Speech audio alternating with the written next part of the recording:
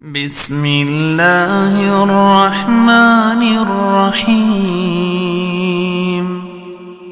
اقرأ باسم ربك الذي خلق خلق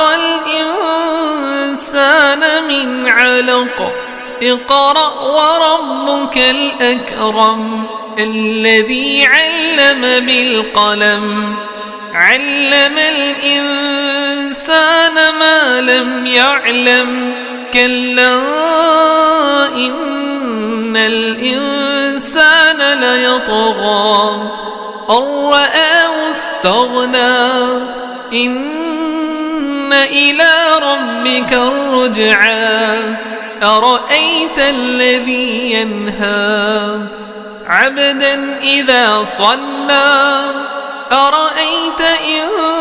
كان على الهدى أو أمر بالتقوى أرأيت إن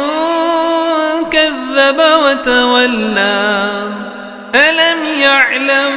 بأن الله يرى كلا لئن لم ينته لنسفعا